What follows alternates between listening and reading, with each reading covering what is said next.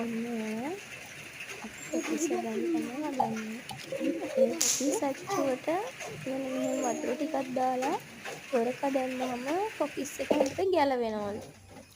ඔන්න අපි මිශ්‍රණය හදාගෙන තියෙනවා. හාල් පිටි, කරපිංචා, පා පිටි, බිත්තර ඒ වගේ දේවල් ලුණු ඇඩ් කරගත්ත අපි.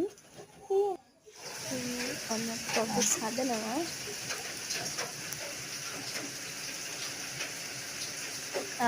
දැන්